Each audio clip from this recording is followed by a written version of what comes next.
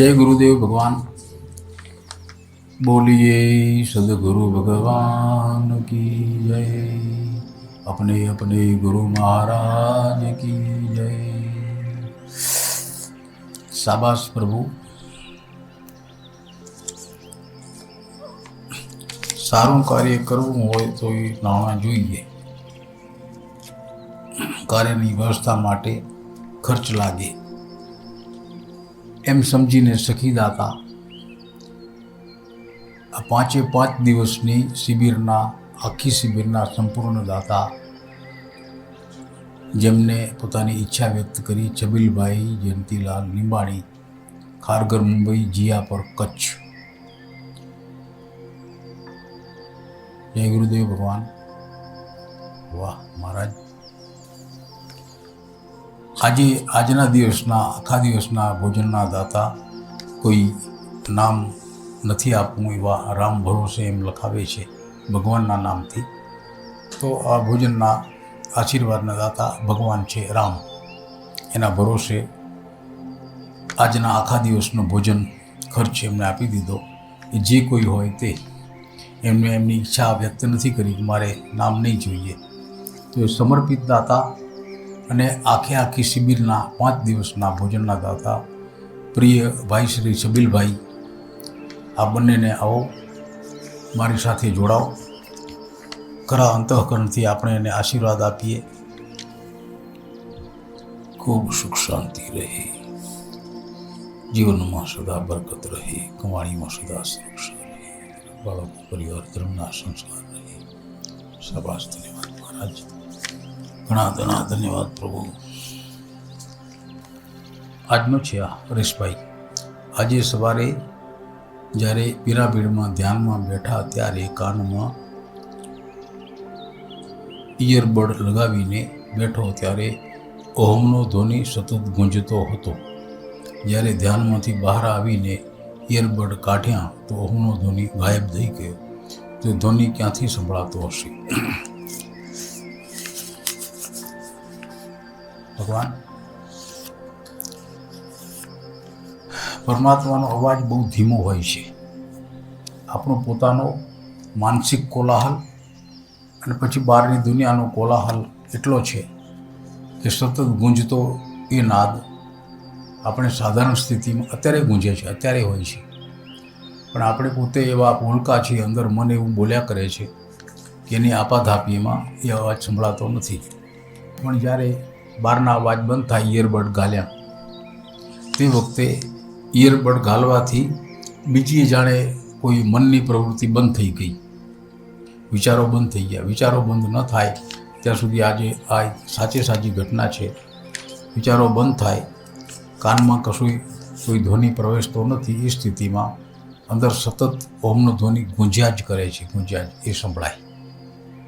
જેવા ઇયરબડ નીકળ્યા કે પાછા આપણે બહારના સંપર્કમાં આવ્યા, બહારનો ધ્વનિ વધુ પેસી ગયો. પેલો અતિ ધીમો અવાજ, અતિ ધીમો એ સંભળાતો છે પણ બંધ થઈ જાય. આ બહારના કોલાહલમાં એ ઢંકાઈ જાય, આવરણ આવી જાય. એ અવાજ આપણે જે જગતના અવાજોથી પરિચિત છીએ એના કરતાં આ અવાજની ક્વોલિટી અલગ હોય છે. જેમ કે પ્રથમ નીલવર્ણ ધંધુકાર મધ્ય ઓમકાર, એ જે ધ્વનિ છે ને, સેમ એ જ ધ્વનિ દરેક મનુષ્યના અંતરાત્મામાં સતત ગુંજ્યા કરે છે, ધીમા અવાજે. સાધના જ એની છે. એવી શાંત પરિસ્થિતિ, સાચા અર્થમાં શાંતિની પરિસ્થિતિ પ્રાપ્ત થાય કે ગુંજતો ધ્વનિ આપણે ગમે તે સંજોગોમાં સાંભળ્યા જ કરીએ. પણ એવી સ્થિતિ ધ્યાન સિવાય પ્રાપ્ત નથી થતી. કોઈ અચાનક આપણા મનની સ્થિતિ શાંત પડી જાય, જે કોલાહલ છે બંધ પડી જાય, ઇયરબડ કામ કરે, ત્યારે આ અવાજ સંભળાય. સાચો અવાજ છે. આ કારણથી ગાયબ થઈ ગયો. પાછો પ્રયોગ કરજો, ફરી પાછો આવશે. ચાલતા ધ્યાન થઈ શકે? હા સાહેબ, થઈ શકે. તો કઈ રીતે? થોડો અભ્યાસ માગી લે. અહીંયા જગ્યા ઓછી પડે, ટ્રેકનો ઉપયોગ કરી શકાય અને ઘરે આપના જ્યાં નિવાસ સ્થાન છે ત્યાં ટેરેસનો ઉપયોગ કરી શકાય. બિલકુલ એકલા હોઈએ ત્યારે આ શરીર ચાલે છે એમાં માત્ર પગની ચાલ તરફ ધ્યાન હોય. કોઈ એક શબ્દ એની સાથે જોડી દો, પગના ઉઠાવવાની સાથે આગળ પાછળ પગ થાય ને. આપણે જે મંત્ર, જેમ કે જય ગુરુદેવ, જય ગુરુદેવ, જય ગુરુદેવ, જય ગુરુદેવ, જય ગુરુદેવ, એક સંગીતમય ધ્વનિ એની સાથે જોડાઈ જશે. એમ કરતે કરતે ધીરે ધીરે વિચારો જય ગુરુદેવ નામના નાદમાં કેન્દ્રિત થશે. બે આસ્તે આસ્તે વિલયન થઈ જશે. આ ધીમે ધીમે વિલયન થઈ જશે અને પછી માત્ર ગતિ વધશે. એ ગતિ તમે અનુભવશો, જોશો. અને કોઈ ચાલે છે અને હું જોઉં છું, એ સ્થિતિ આસ્તે આસ્તે આવતી જશે. ચાલે છે કોઈક, મારા પગ ચાલે છે અને હું એને જોઉં છું. એ છે ધ્યાન. પણ એમાં થોડો અભ્યાસ જરૂરી છે. આપણે એ ક્ષેત્રમાં કદી ગયા નથી. ખાસ કરીને ચાલીને ધ્યાન કરવું એ તો કોઈએ હજી સુધી કરાયું નથી અને કર્યું નથી. એવો એકમાત્ર એકદમ જાણીતો દાખલો છે મહર્ષિ અરવિંદનો. એને પોંડિચેરીમાં પહોંચ્યા પછી એક એવું મકાન મળ્યું જેના ઉપલા મજલે વચ્ચે થોડોક ચોક હતો અને આસપાસ રૂમ હતા. એ બધાએ રૂમ એકબીજાથી બારણેથી કનેક્ટેડ હતા. બારણો ખોલે એટલે એ બધા રૂમમાં થઈને આમ ગોળ ગોળ ફરી શકાય. જેમ આપણો કોરિડોર છે ને, બહાર ફરી શકાય એ રીતે. તો મહર્ષિ અરવિંદ એ કોરિડોરનો અને રૂમનો ઉપયોગ કર્યો અને એક ધારા પોતાનો થોડોક સુવાનો સમય અને જમવાનો સમય બાદ કરતાં એક ધારા 8 વર્ષ સુધી એને ચાલીને ધ્યાન કર્યું. 8 વર્ષ સુધી. એટલે સુધી તીવ્રતાથી ધ્યાન થયું. ખુલ્લા પગે ધ્યાન કરતા, ચાલતા તો નીચે ફરસ એ ચાલવાથી ઘસાતી ગઈ. એના પગની છાપ પડતી ગઈ. ઘસારો લાગે, કોઈ ચાલ્યું છે. સિમેન્ટની ફરસ. એ ઘણાએ જોઈ લી કે 8 વર્ષ કેટલા દિવસ થયા? 1 વર્ષ 8 વર્ષ ગુણ્યા 365. ગણી જુઓ, એટલા બધા દિવસ એક વ્યક્તિ ચાલ કર્યું. 8 વર્ષ સુધી ધ્યાન કર્યા પછી બેઠા. જી, 3000 દિવસ થાય. એટલો સમય એમાં મૂક્યો. પછીના 32 વર્ષ બેસીને ધ્યાન કર્યું. પછીના ચાલીને ધ્યાન થાય. એમ જ જો આપણે ઘણીવાર એવું બને છે કે આપણે આપણી અમુક પ્રવૃત્તિ તરફ સભાન થઈ જઈએ. જેમ કે એક વક્તા સારું બોલતા હોય, એક વિદ્યાર્થી સારો વક્તા છે, સારું બોલે છે, એને કોઈ મોટા ઓડિટોરિયમમાં મોટા સમુદાય આગળ બોલવા ઊભો કરીએ ત્યારે એવું વક્તા નહીં નીવડે કદાચ. કારણ એ મોટા સમુદાયને કારણે પોતાના તરફ થોડો સભાન થઈ ગયો. દરેક વક્તાને આ મુશ્કેલી છે. ગમે તે વક્તાને મુશ્કેલી છે. સભાન થઈ જાય એટલે એની અસલિયત જે છે, ઓરિજિનાલિટી જતી રહે. ત્યાર પછી થોડું તતપપ થાય. એવું થાય છે. હું ચાલ્યામાં એ માણસને ચાલે એટલે સભાન થઈ જાય. સભાન થાય એટલે હું ચાલું છું, હું ધ્યાન કરું છું, આવી સભાનતા જોડાઈ જાય તો ધ્યાન નહીં થાય. ધ્યાન હું ચાલું છું એ સહજ માત્રામાં જેમ રોજ ચાલીએ છીએ એ રીતે ચાલાશે તો ધીરે ધીરે ધ્યાન આવી જશે. માત્ર પગની ચાલ તરફ જ ધ્યાન આપવાનું છે. ડાબા જમણા પગ એ જરા બિલેટરીના જેવું લાગશે. એટલે આપણે એક શબ્દ જોડી દઈએ, જય ગુરુદેવ, જય ગુરુદેવ, જય ગુરુદેવ, જય. તમને યોગ્ય લાગે તે જય ગુરુદેવ. તો એ શબ્દનો ધ્વનિ કાનમાં મનમાં ગુંજશે. બીજા વિચારોને આવવા નહીં દે. અને પગની સાથે એને તાલ બંધાઈ જશે. તાલ, આ તાલ કામ કરશે તમને ધ્યાનમાં લઈ જવા માટે. થઈ શકે ધ્યાન કરજો વખતરો, ચોક્કસ થશે. ચાલતા કોઈ સત્સંગ સાંભળતા ધ્યાન કરાય નહીં સાહેબ. સત્સંગ સાંભળતા ધ્યાન નહીં થાય. બે કામ અલગ છે. જે કાનને જે મનોવૃત્તિ સત્સંગ સાંભળે છે એ જ મનોવૃત્તિને ધ્યાનનું કામ કરવું છે. બે તો નહીં થાય. બેમાંથી એક થશે. સત્સંગ સાંભળો અને કાં ધ્યાન કરો. બે નહીં તો બે વેચાઈ જશે. એટલે એકેયની અસર નહીં નીપજે. એકેયની ધ્યાન તો નહીં જ થાય. સત્સંગ સંભળાશે, કારણ કે કાનની કાર્ય છે. તો સત્સંગ તીવ્રતાથી સાંભળો. આ એમ કરતે કરતે એવી એક ઘડી આવે છે સત્સંગ સાંભળતે સાંભળતે કે એમાં સાંભળતું મન વિલીન થાય ત્યાં ધ્યાન. પછી સત્સંગના અવાજ ચાલુ હોય તો એ વ્યક્તિને નડતા નથી, એના મારફત ધ્યાનમાં જઈ શકાય. અનુભવ કરજો. પણ બે કામ ભેગા ન કરશો, નહીં ફાવે, મન થાકશે. એક કરજો. આ મોબાઈલમાં આવે છે એની વાત છે ને, આ એનો ઉપયોગ કરાય સાહેબ, કરાય, જે ગમતું હોય તેનો. બુદ્ધનો જીવન વૃત્તાંત આ કાલે હતું, આજે આવ્યું. ત્યાં કોગળનો ફરી ઉપયોગ કર્યો. બેના રાઇટર અલગ છે. પહેલાં તો એમ કહો કે આ પ્રશ્ન કેને લખ્યો હતો, એના આ અક્ષર નથી. આપણે કોઈ ચોર પકડતા નથી હો. હું આનું કારણ સમજાવું. જે પ્રશ્નકર્તા છે એનો ચહેરો જોઈએ ત્યારે ખબર પડે કે એ પ્રશ્ન પૂછ્યાનો એનો હેતુ શું, કઈ મનોવૃત્તિથી એને શું જાણવું છે. અક્ષર તો લખી નાખ્યા પણ મોઢું તો ત્યાં રહી ગયું. એ મોઢું દેખાય તો ખબર પડે એની જિજ્ઞાસા શું છે. ચાલો, બુદ્ધનું જીવન ચરિત્ર, જીવન વૃત્તાંત. બહુ મીઠી કથા છે. એક ક્ષમા માગી લો. હવે પહેલાં જેવી સ્પીચ નથી, હવે તત્તપ થાય છે. સંભળાય છે તમને કોક વાર? નથી સંભળાતું? 5 વર્ષ પહેલાં જે સ્પીચ હતી ને આજે નથી, ને આજે નથી સ્પીચને આ કામ આવ્યું. એમ એટલે તત્તપ થાય એ પકડાય નહીં. બરાબર છે. હા, એટલે મનમાં એક ઇમ્પ્રેશન રહી ગઈ, એક ફ્લુઅન્ટ સ્પીચ. ચાલુ થાય એટલે ચાલુ, કલાક 2 કલાક 3 કલાક, એ આજે નથી, એમ મારું કહેવું છે. વળે વાત.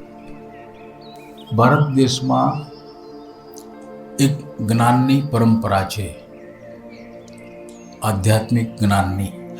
યુગે યુગે જ્ઞાનના શોધકો સાધકો થતા આવ્યા, નવું જ્ઞાન ક્ષેત્રોનું ખેડાણ કરતા આવ્યા, જગતને એ જ્ઞાન પીરસતા આવ્યા, અને જ્ઞાનમાં સમૃદ્ધિ, જ્ઞાનકોશ સમૃદ્ધ થતો ગયો આપણા દેશનો.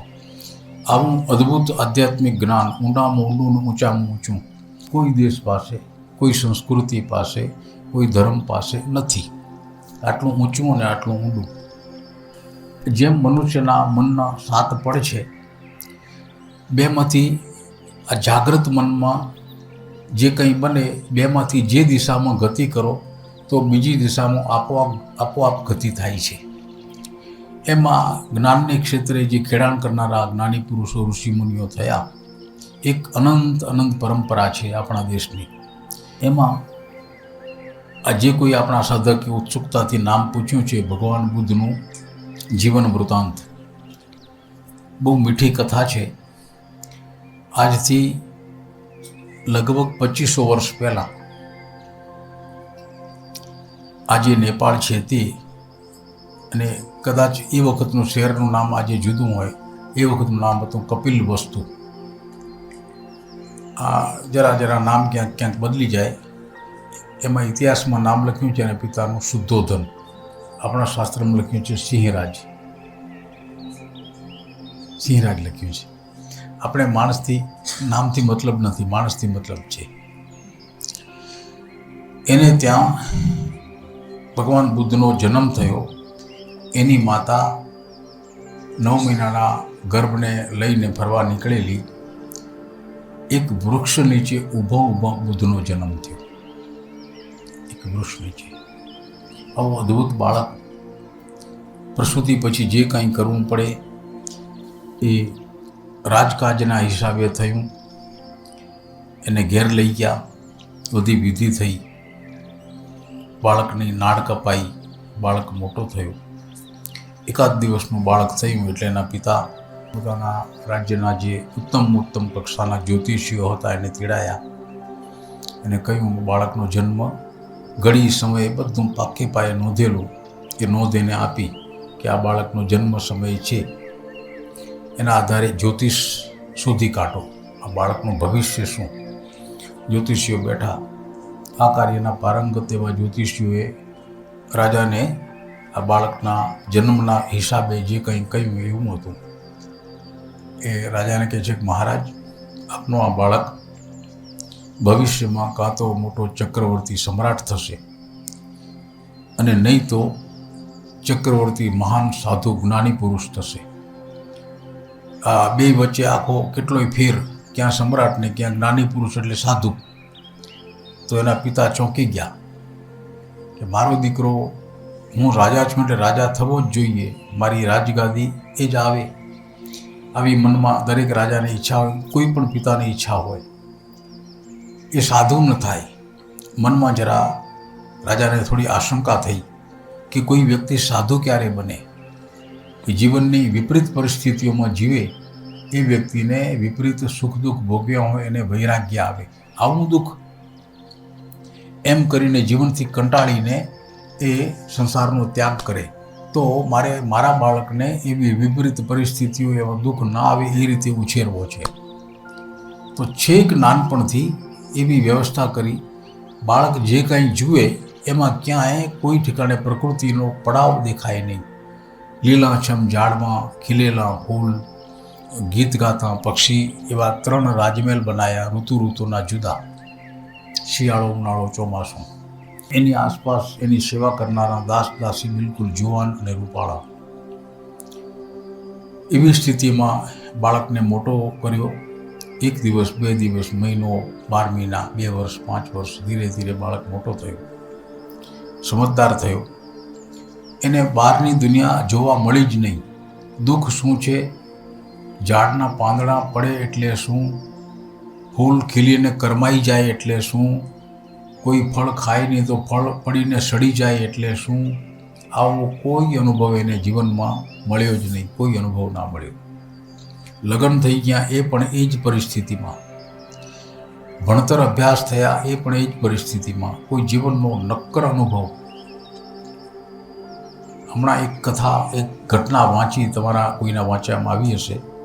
આપણા દેશનો એક હોનહાર વિદ્યાર્થી, હા, એ અમેરિકા હતો, ખૂબ ઊંચું ભણ્યો અને ઊંચામાં ઊંચી એને નોકરી મળી. કોઈ કારણથી એ નોકરી એને ગુમાવવી પડી, વાંચ્યું હતું ને. અને એવો ડિપ્રેશનમાં સરી પડ્યો, એને આપઘાત કર્યો. આ આખો કિસ્સો સાયકોલોજિસ્ટને સોંપ્યો, માનસશાસ્ત્રીઓને, કે આવો હોનહાર વિદ્યાર્થી આપઘાત કરે એનું કારણ શું. બધી તપાસ કરતાં માનસશાસ્ત્રીઓ એવા નિર્ણય ઉપર આવ્યા કે જીવનની દરેક પરિસ્થિતિને સહન કરી શકે એવો અનુભવ જીવનમાં ન મળ્યો હોય તો ગમે એવા ટેલેન્ટ હોશિયાર વિદ્યાર્થીને પણ જ્યારે ઓચિંતો આવો અનુભવ આવે ત્યારે આગલા અનુભવમાં ટકવા માટે જે શક્તિ મનમાં થવી જોઈએ એ ન મળી એને, અને એનાથી હતાશ થઈ ગયો. એક જ વાર અનુભવ્યો હતાશ એવો થયો કે આપઘાત કર્યો. આ એનું કારણ.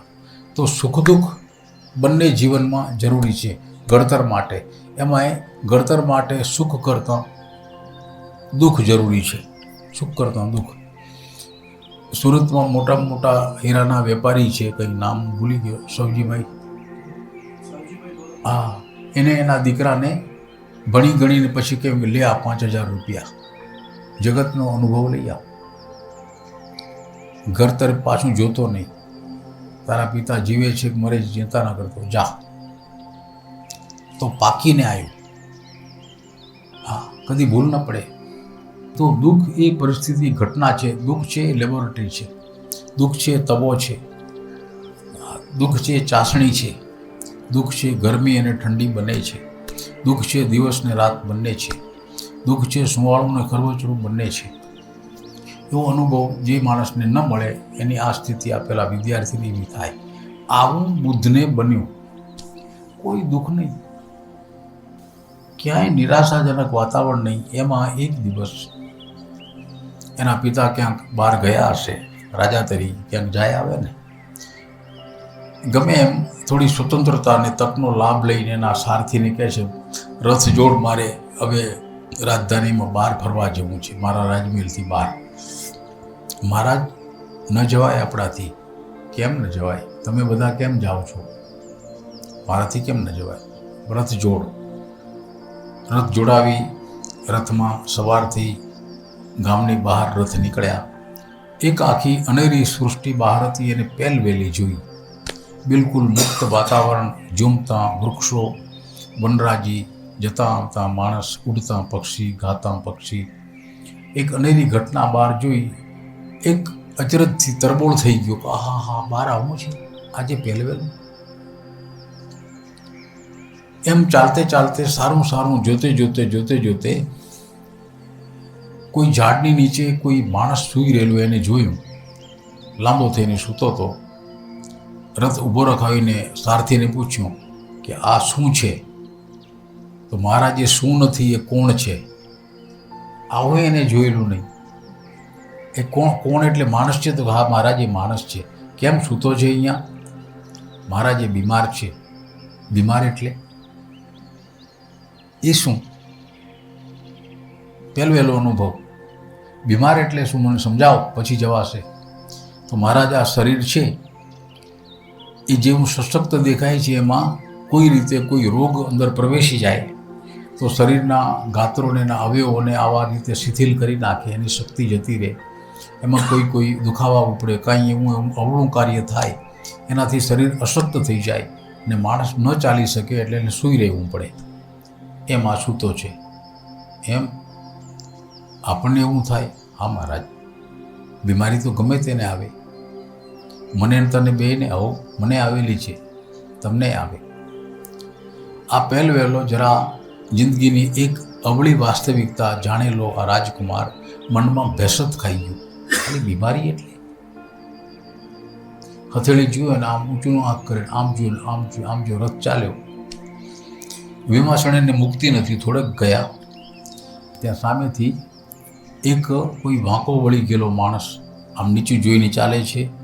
લાકડી હાથમાં છે, ઠબ ઠબ ઠબ ઠબ એમ ચાલે છે. પગ બરાબર ઉપડતા નથી, કોઈ વાર ભૂલ પડી જાય છે. નજર આમ કરે છે. વળી પાછો રથ ઊભો રખાયો. સારથીને કે આ શું છે? તો એ શું નથી, કોણ છે? તો કોણ એટલે આ માણસ છે. આવું? હા આવું. અને શું થયું છે? તો મહારાજ, એ વૃદ્ધાવસ્થા છે. તો વૃદ્ધાવસ્થા એટલે ઉંમર જાય, જુવાની જતી રહે, પછી ગમે એટલું ટકાવો તો એવું સામર્થ્ય શરીરમાં રહેતું નથી. આસ્તે આસ્તે શરીર ક્ષીણ થાય છે, સ્નાયુઓ નબળા પડે છે, હાડકાના સાંધા ઢીલા પડે છે. એથી બરાબર ચલાતું નથી, એટલે ધીમે ધીમે ચાલે છે. અને ટેકો જોઈએ એટલે લાકડી લીધી છે. એટલે આમ કેમ કરે છે? તો નજર ઝાંખી થઈ ગઈ છે. આવું માણસને આવું થાય? તો કે હા, આપણને થશે ને મહારાજ. આ બીજો પાછો અનુભવ. આવું ને આવું થશે મને ને તમને બધાને. આપણે ઘરડા થઈ જશું. મનમાં એક નવી ટેપ ચડી ગઈ. જગમેર કંપાવાળા અબજીભાઈ, અબજી માવજી કોઈ ઓળખો તો? રામજીયાણી ઓળખો ને? એ બિચારા બાઇક ચલાવતા ખેડબ્રહ્માથી ઘરે જતા હતા. રોડના વળાંક ઉપર ગાડી એકદમ પલટી ખાઈ ગઈ, પડી ગયા, કમરમાં વાગ્યું, પગ ખોટા થઈ ગયા. અમદાવાદની સિવિલ હોસ્પિટલમાં દાખલ કર્યા. આવો આપણો ઘરના જેવો માણસ માંદો એ જોઈ ને અમે બધા એની ખબર જોવા ગયા. અમારા એક કાકા એ પણ સાથે આવ્યા. હવે હોસ્પિટલમાં તો એવું જ હોય ને, હાજા કરતાં માંદા ઘણા એમાં જ હોય ને. તો જુદા જુદા વોર્ડમાં જોતા એ કાકાનું નામ અર્જણ હસરાજ. હાડકાના વોર્ડમાં દાખલ થયા. 4-5 માળની બિલ્ડિંગ આખી હાડકાના દર્દીથી ભરેલી. એમાં ચોથામાં ચડતા બધે જોતા ચોથા માળે ગયા. લાંબો વોર્ડ. એમાં અબજીભાઈને જે કેટલાય ખાટલા પાસ કર્યા બધાને જોતા આવે. અમે જોઈએ એમ કાકો જોતા આવે. અબજીભાઈને જોયા, ખબર અંતર પૂછી ને આ બધી પરિસ્થિતિ, ત્યાંનું હવામાન અને કાકાના મગજમાં અસર થઈ ગઈ સિદ્ધાર્થના જેવી. ઘરે આવીને એને એક ઉપડી, ઓહો દુનિયામાં કોઈ હાજુ જ નથી. હા, જેને મળે પેલું વાક્ય આવે, દિવસો સુધી આ ચાલ્યો.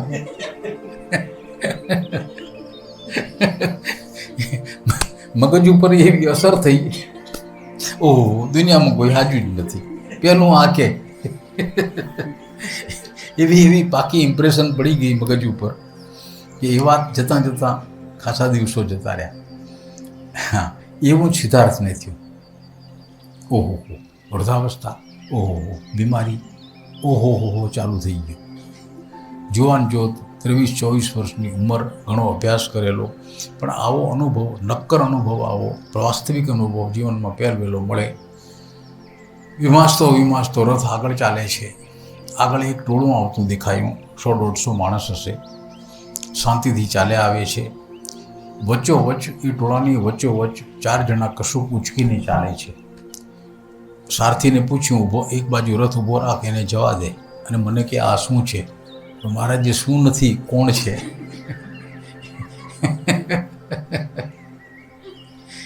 ત્યાં શું ઉચકીને જાય છે?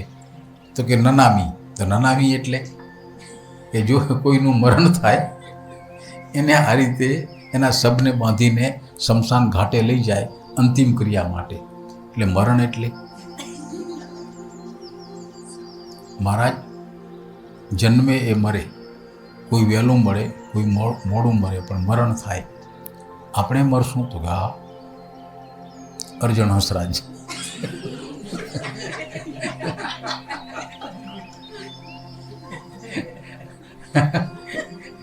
આવો વિદ્વાન હતા, એવું ભણ્યા ગણ્યા વિદ્વાન હતા શાસ્ત્રના.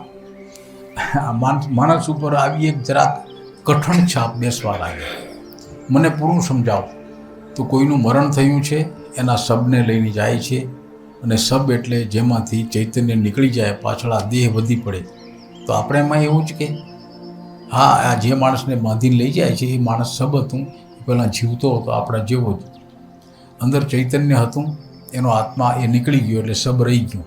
તો શબને રખાતું નથી, એનો કોઈ રીતે નિકાલ થાય, બાળી નાખે કે દાટી દે.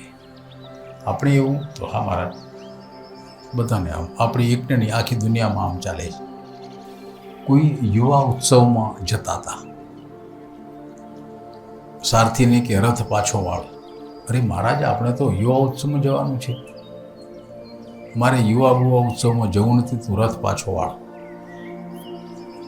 આ મનમાં અર્જણ હંસરાજ છપાઈ ગયા. એને ઉપડી ગઈ લવારી, મનનું બેલેન્સ જતું રહ્યું.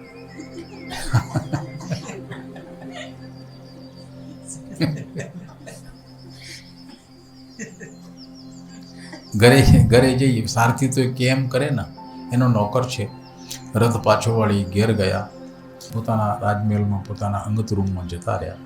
રૂમ બંધ કરીને અંદર બેસી ગયા. મનમાં એક ઘમસાણ મચી ગયું, એક સંવેદના જીવન તરફ જાગી. આવું રૂડું ઉપાડું જીવન છે, એ માંદું પડે, એ ઘરડું થાય અને પાછું મરીએ જાય. માંદું પડે, ઘરડું થાય, મરીએ જાય. માંદું પડે, ઘરડું થાય, મરીએ જાય. માંદું પડે, ઘરડું થાય. એનું ચિંતન ચાલવા લાગ્યું. માનવ જાતને આટલા બધા દુઃખ, આવો રૂડું રૂપાળો જન્મ દે ભગવાન, અને આખા જગતની આ હાલત. પછી તો એ વાસ્તવિકતા શોધવામાં પડ્યો માણસ. 5-6 મહિના એમાં કાઢ્યા કે જીવનમાં માણસ શું છે, એનું સ્થાન શું. તો માણસના જીવનનું કાંઈ નક્કી નથી. આ પહેલું એના ચિંતનમાંથી એને પહેલું જ્ઞાન પ્રાપ્ત થયું. માણસનું મૂળ જ નથી. આ કાયાને મૂળ વિનાનું ઝાડવું જી, એને પડતા ન લાગે વાર જી. ભજન સાંભળ્યું છે ને? આના મૂળ જ નથી, ક્યારે ઉડી પડે નક્કી નહીં. અનિશ્ચિત જીવન, અનિશ્ચિત તબિયત અને અનિશ્ચિત યુવાવસ્થા, અનિશ્ચિત આવરદા. આ બધું જોતાં એના મનમાં એવું તર્યું કે દેખાય છે એટલો માણસ સુખી નથી. માણસનું જીવન, મનુષ્યનું જીવન દુઃખથી જ ભરેલું છે. આવા દુઃખથી છૂટવાનો કોઈ ઉપાય ખરો? એ વખતે એને જે ચિંતન ન થયું, પણ થોડા થોડા અંકુર ફૂટ્યા જ્ઞાનના મનમાં. જીવન વિશેના મૂળભૂત પ્રશ્નો ઊભા થયા કે માણસને જન્મવું કેમ પડે છે? તો આગલા જન્મોના કર્મોને કારણે નવા જન્મ, એનું નિવારણ કોઈ નહીં. એનો જવાબ જોઈએ. જન્મવું પડે એ પહેલું દુઃખ છે. જન્મી ગયા ને માણસનો દેહ મળ્યો તો બીમારી પડે, વ્યાધિ. જન્મ, વ્યાધિ. વ્યાધિ એટલે બીમારી, બીજું દુઃખ છે. ગળપણ એ ત્રીજું દુઃખ છે. અને મરવું, મૃત્યુ એ ચોથું દુઃખ છે. આ 4 દુઃખમાં માણસ જીવે છે. જન્મ, જરા, વ્યાધિ અને મૃત્યુ. આ ત્યાં જ નક્કી થયું. આનો કોઈ ઉકેલ નહીં. આવા દુઃખભર્યા મનુષ્ય સંસારમાં માણસ જીવે, સુખ જ નહીં એને. આનો જવાબ નહીં કોઈ. મનોમંથન ચાલુ થઈ ગયું, બહુ ઊંડા ઉતરતા ગયા. આમાં બીજા કોઈ દુઃખ હશે એમ માન્યું અને મનમાં નક્કી કર્યું કે જો આ દુઃખ શું કારણ છે, એનું નિવારણ શું, એ શોધવું હોય તો હું રાજા થઈશ તો નહીં શોધી શકાય. રાજા એ રાજા છે, એને ઘણા કામ હોય, રાજાથી બનશે નહીં. આ સંસારનો ત્યાગ કરું, સંન્યાસી બની જાઉં, એકલો ભટકું, એ પરમ જ્ઞાન પ્રાપ્ત થાય જેમાં બધા જ જવાબ હોય. જીવનના મૂળભૂત જવાબ જેમાંથી મળે એ જ્ઞાન મને પ્રાપ્ત થાય. માટે સંસાર છોડો. નિર્ણય થઈ ગયો છાનામાના. પોતે એકલો જ નિર્ણય કરે, કોઈને જાણ નથી કરતા કે આમ કરવું છે. કારણ કે ભૂલે ચૂકે જાણ થઈ જાય તો એના બાપુજી જવા દે, બીજો ચોકી પહેરો ગોઠવી દે. એમ નથી કરવું. નિર્ણય કરી, દિવસ નક્કી કર્યો કે આ દિવસે મારે રાત્રે મારો સંસાર છોડી દેવો, રાજધાની છોડી દેવી અને અહીંયાથી ત્યાગ કરીને જતા રહેવું. નક્કી કરી, વ્યવસ્થા ઊભી કરી. વૈશાખ સુદ પૂનમ બુદ્ધ પોતાનું ઘર છોડી જાય એ ઘટના, એને ઇતિહાસમાં કહ્યું છે મહાભિનિષ્ક્રમણ. તો એ રાત્રે બુદ્ધ તૈયાર થઈ અને છેલ્લે માતા પિતા સૂઈ રહ્યા છે એના દર્શન કરી. એનો જીવન સાથી અને એનું બાળક સૂતું છે જીવોરડામાં. બાળનું આસ્તેથી ખોલીને એનું દર્શન કરે છે, માફી માગે છે, જગાડે છે તો જવાની વાત જ નહીં. બધું ચોંટી પડે. પાછું ચોરીની જેમ ભાગવું છે એમ નિર્ણય કરી ધીમેથી બારણું બંધ કરી, જરાક આંખમાં આંસુ ટપક્યા. પાછા વળી ધીરે બહાર નીકળી. સારથીને કહી રાખે તું રથ જોડીને તૈયાર રાખજે. સારથી તૈયાર છે. છાને માને રથમાં બેઠા. કોઈ અવાજ ન થાય, કીચોડાટ ન થાય, ઘોડાના ડાબલા પણ ન બોલી હતી. છાના આમાના રાજાને મધરસ પાસ થઈ. ચાલતો ચાલતો ચાલતો ચાલતો રાતના 12 વાગે એ રાજ્યની સરહદ ઉપર પહોંચ્યો જ્યાં બીજા રાજ્યની હદ શરૂ થાય. રથ ઊભો રખાવી સારથીને કહે છે, પોતાનો રાજવંશી ડ્રેસ હતો એ બધો ઉતારી નાખ્યો, સાદા કપડાં પહેરી લીધા. અને રાજવંશી માણસોના બાલ બહુ લાંબા હોય છે, રૂપાળા બાલ. તલવારની ધારથી જેટલા કપાય એટલા બાલ કાપી નાખ્યા પાછળથી. ને સારથીને કે આ એ લઈ જા. સારથી રડી ઉઠ્યો, મહારાજ આ શું કરો છો? તમે ક્યાં જાઓ છો? હું દોષિત થઈશ, મને તમે કહેવાની છૂટે ના આપી. સમજી ગયો, બોલવાનું નથી. રથને રવાનો કરી અને પોતે હદ ઓળંગી ને અંધકારમાં જંગલમાં ગાયબ થઈ ગયા. એક ગામ બીજું ગામ વસ્તીથી દૂર રહ્યા કોઈ ઠેકાણે કોઈ ગુરુની શોધ કરી, એની પાસેથી જ્ઞાન માર્ગના, સાધના માર્ગની દીક્ષા લીધી.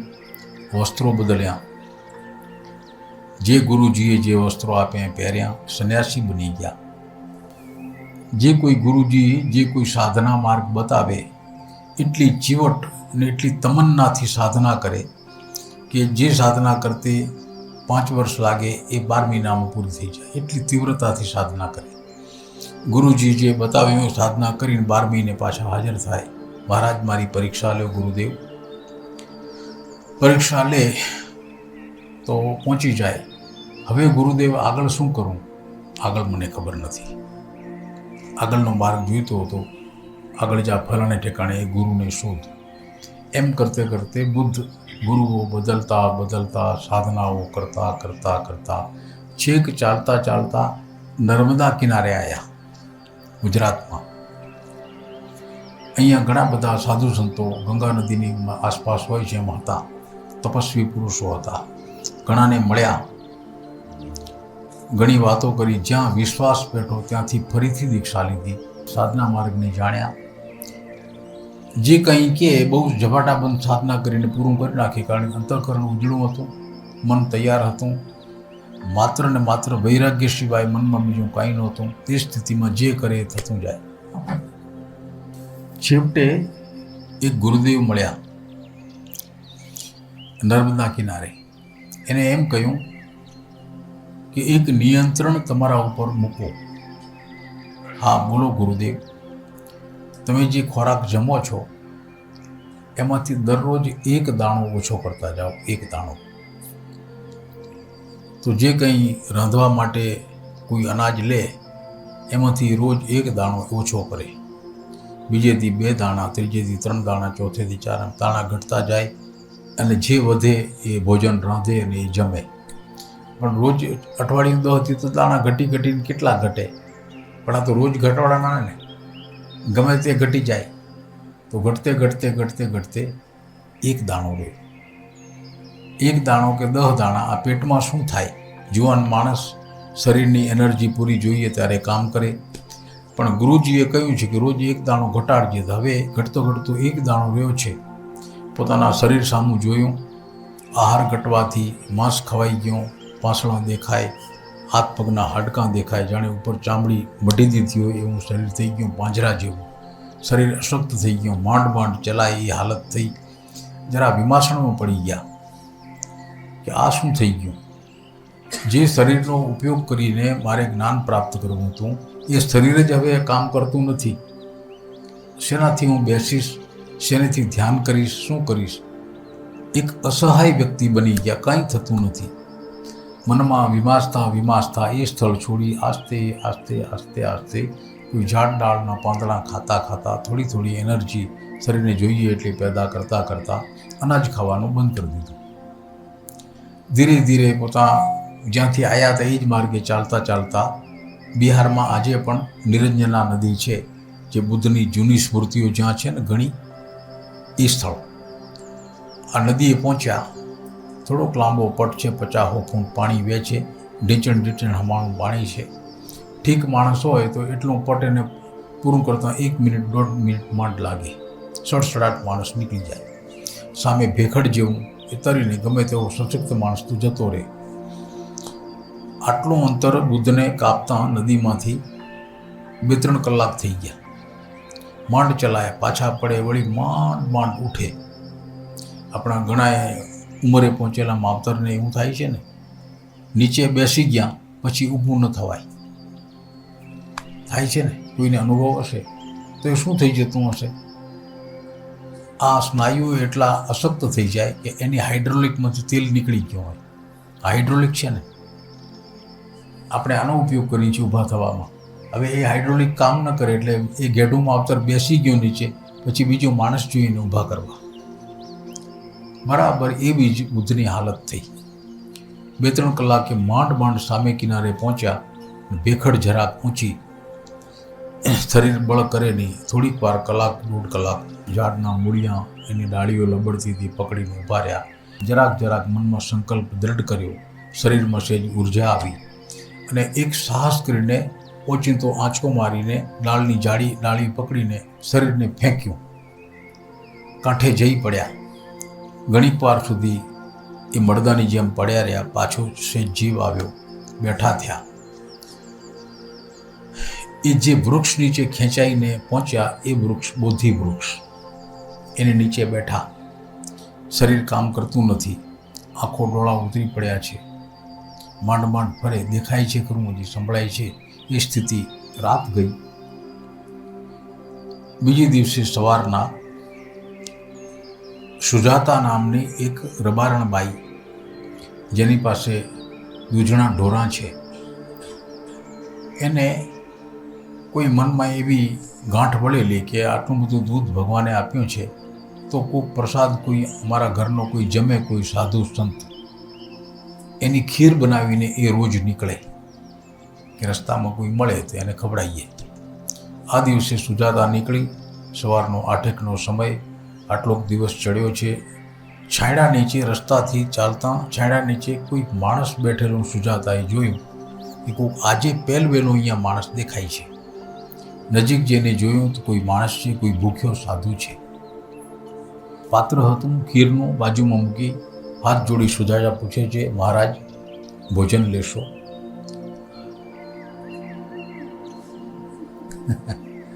વાસણમાં ખીર કાઢી અને આપી ગઈ.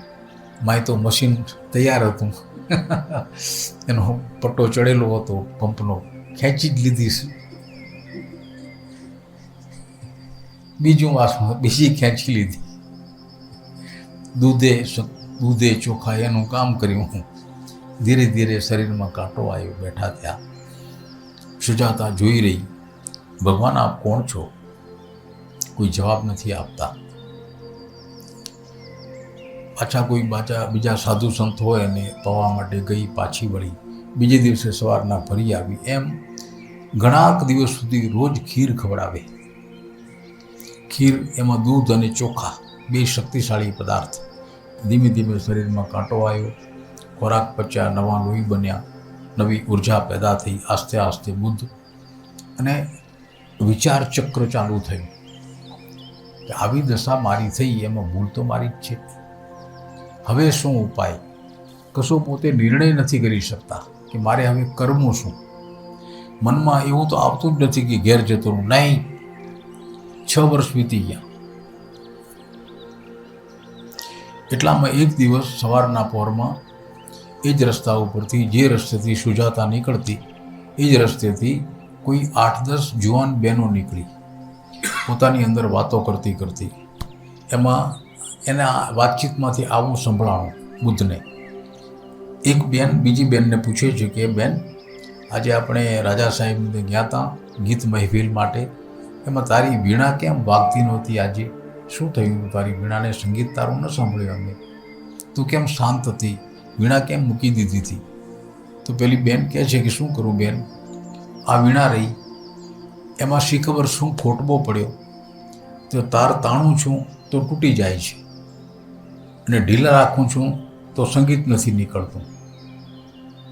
આ સંવાદ બુદ્ધે સાંભળ્યો. પોતાની સ્થિતિ સામે જોઈને એનું ઇક્વેશન બેસાડીને નક્કી કર્યું, આ મારી ભૂલ. મારા શરીરને તાણેલા તારની જેમ કરવા ગયો, તૂટી ગયા. અને સામે પક્ષે આ જ શરીરને જો ખવડાવવા પીવડાવીને મજા કરો, મોજ મજા કરાવો તો એ ઢીલા તાર, તો એમાંથી સંગીત ન નીકળે. તાર તાણો તો તૂટી જાય.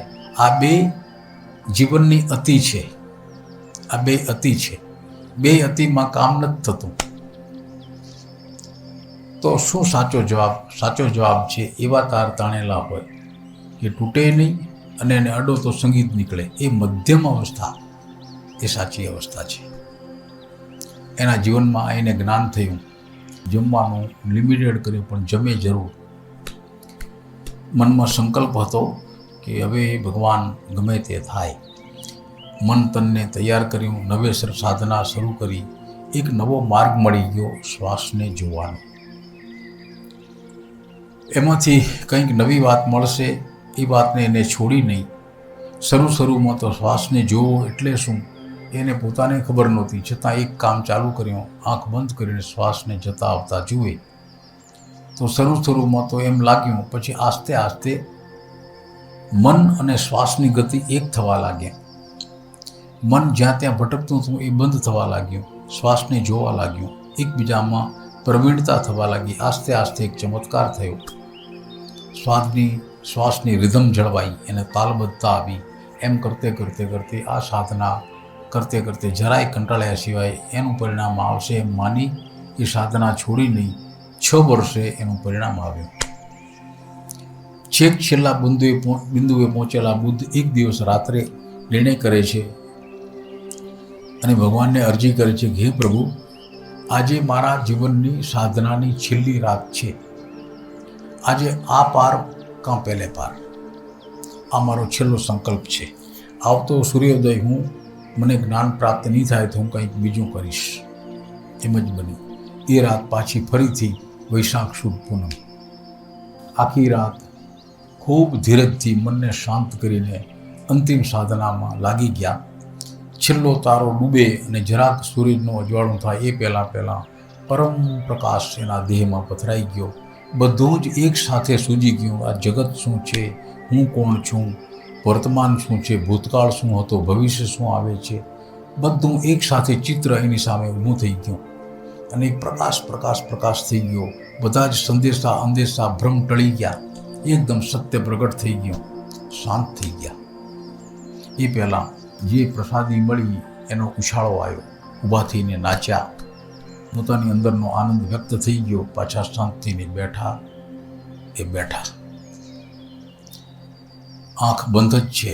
કોઈ આવે સુજાતા જેવી, કોઈ જગાડે, ભગવાન પ્રસાદ લેશો તો લે, ના ન કે બાકી શાંત. દિવસો નીકળી ગયા. આવો પરમ જ્ઞાનને પ્રાપ્ત દુનિયામાં જે કંઈ ઘટનાઓ બને છે એ બધાય ઘટનાના એના પોતપોતાના વાઇબ્રેશન હોય છે. કોઈ પથ્થર ફેંકે, એના વાઇબ્રેશને આ પ્રકૃતિ રેકોર્ડ કરે છે. કોઈ ફૂંક મારે, ફૂ, એ રેકોર્ડ થાય છે.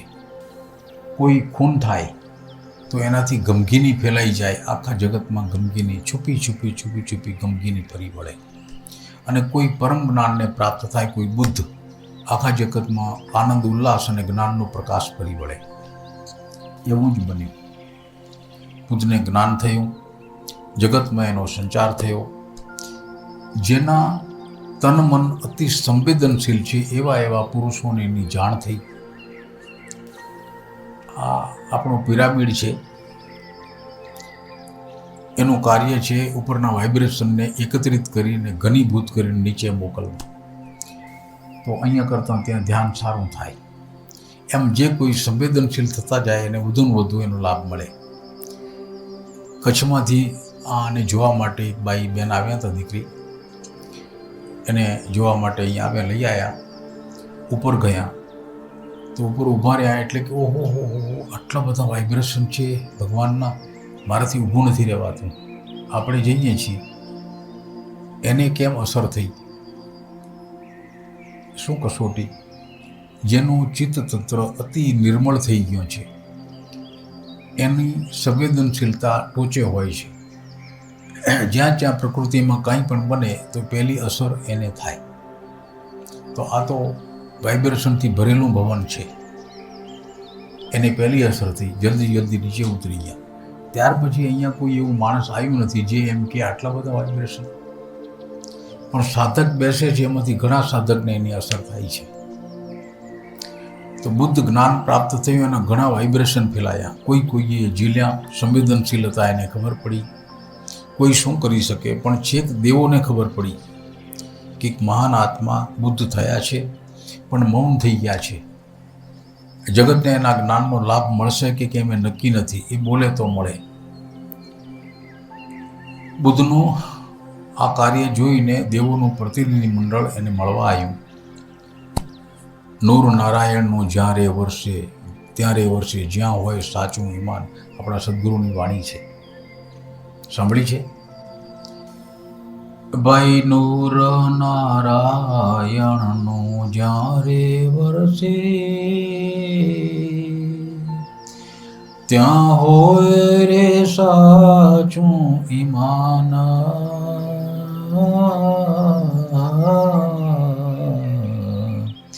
દેવલોકો તેને પ્રણામ કરે.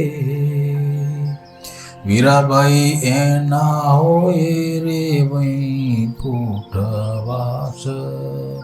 આપણી ગોરવાણી, આપણા સદગુરુ સાક્ષી પૂરે છે કે જ્યાં નૂર નારાયણનું એટલે બ્રહ્મ તેજ જ્યાં પ્રકાશે, ત્યાં સાચું ઈમાન પ્રગટેલું હોય ને એ ઠેકાણે સ્વર્ગમાંથી દેવો આવે એને પગે લાગવા. દેવો આવ્યા બુદ્ધની સામે બેસી વાર્તાલાપ કર્યો. ભગવાન, આટલી બધી કૃપા પરમાત્માની આપના ઉપર થઈ, કોઈને ન હોય એવું પરમ જ્ઞાન પ્રાપ્ત થયું. આપ મૂંગા મૌન કેમ છો પ્રભુ? આપ વાણી વાહો. જગતમાં અજ્ઞાનના અંધારા ફરી વળ્યા છે, તો જ્ઞાનનો પ્રકાશ થાય, લોકોનું કલ્યાણ થાય. બુદ્ધ કહે છે કે મારી પાસે મને કહેવાના અનુભવની વાણી જ નથી, હું શું કહું? અને કહીશ તો કોઈ સમજશે નહીં. દેવોએ દલીલ કરી, ના ના ના ભગવાન એમ નથી, કોક તો સમજશે. તો જે કોક સમજશે એ તો કોકથી પોતે સમજી જશે, મારી જરૂર નથી. અને બાકીના કદી સમજશે નહીં, એટલે માટે હું મૂંગો જ સારો. દેવોની આગળ નકારમાં ગયા. દેવોએ બીજી દલીલ કરી, ભગવાન, જે પોતે સમજે એવી શક્તિવાળા થોડાક જણ છે એ વાત સાચી, અમે કબૂલ કરીએ છીએ. અને ઘણો સમુદાય એવો છે કદી એ સમજશે નહીં, પણ આ બેની વચ્ચે થોડોક સમુદાય છે જિજ્ઞાસુ, એને જગાડો. બુદ્ધ બંધાઈ ગયા. એના માટે થઈ દેવોની વિનંતીને માન આપી, સંમત થઈ અને વાણીની ગંગા ચાલી 45 વર્ષ સુધી. એક ધારી વાણી ચાલી, એવી પરાવાણી. બુદ્ધ બોલે તોય અને ન બોલે તોય વાણી વહ્યા જ કરે. ઘણા માણસો ગંગામાં સ્નાન કરીને પવિત્ર થઈને ઘણા પરમ જ્ઞાનને પ્રાપ્ત થઈ ગયા એ વખતે. અને એના વાઇબ્રેશન આજે પણ છે. જે જ્ઞાની પુરુષો, ઓશો જેવા, ઓશોએ એના જીવનના ઘણા બધા રહસ્ય કદી ખોલ્યા નથી. ઘણા રહસ્ય એકવાર કહેતા કહી ગયા ઓશો, હું બુદ્ધની સભામાં હાજર હતો. કહેતા કહી ગયા, પછી વાત વાળી લીધી. કહેતા કહેવાઈ ગયો. બુદ્ધનો એક પટશિષ્ય હતો બોધિસત્વ. ડૉક્ટર નામ સાંભળ્યું છે ને?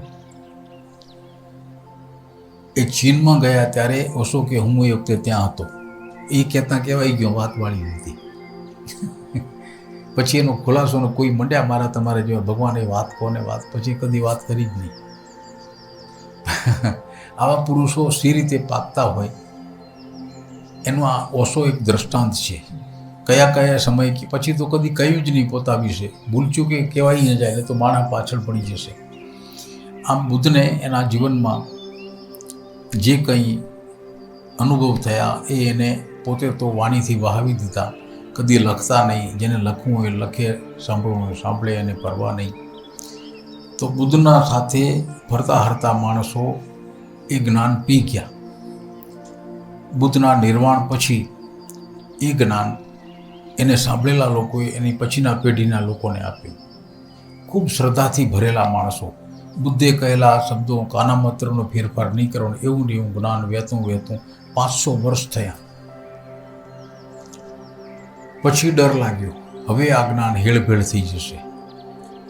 RSSની પેલી લાગે ને, શું કહેવાય, શાખા, એમાં એક રમત કરાવે છે, ખબર હોય તો.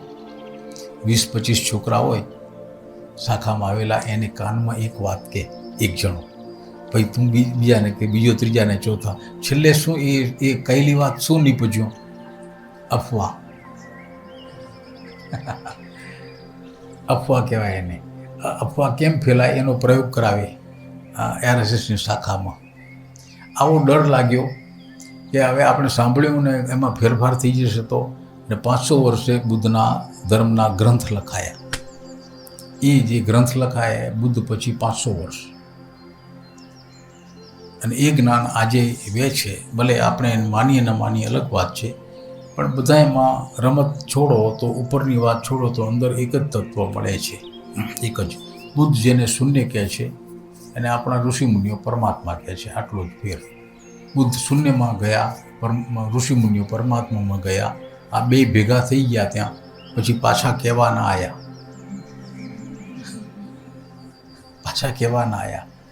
આ એની કથા છે.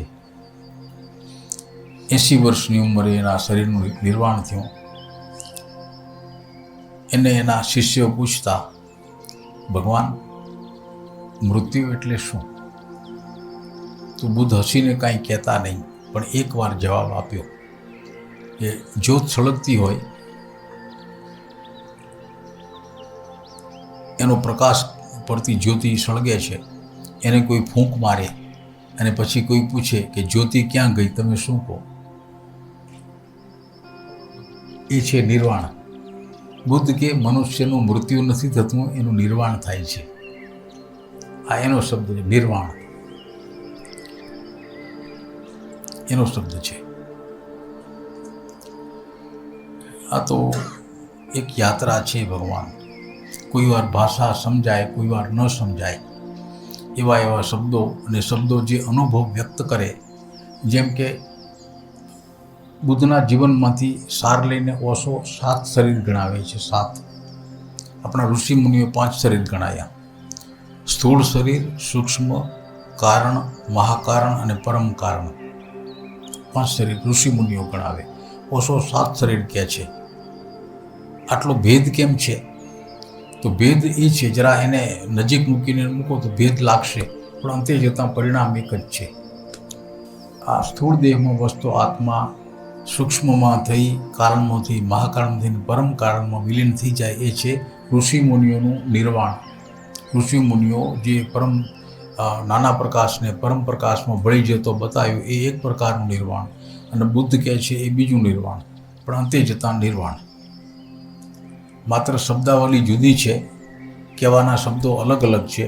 એમ જોઈને બુદ્ધને ત્યાર પછી આવેલા બ્રાહ્મણ ધર્મના જ્ઞાની પુરુષોએ બુદ્ધને નાસ્તિક ઠેરાયા. એ તો ભગવાનમાં માનતા જ નહોતા. આ કથા છે એની. ભગવાન બોલો પ્રભુ, બીજું કંઈ પૂછવું છે? અમારે ત્યાં ઓસ્ટ્રેલિયામાં ઈડરના જીનના માલિક હતા અનિલભાઈ પટેલ. એ ઓસ્ટ્રેલિયા છે. એની દીકરી હોનહાર છે, બહુ હોશિયાર. એના લગ્ન થયા ને એનું રિસેપ્શન ત્યાં હતું સિડની. રાત્રે ઘણા બધાને બોલાવેલા. એમાં અનિલભાઈએ પ્રવચન કર્યું ઇંગ્લિશમાં એની દીકરીના આ સંબંધ નિમિત્તે.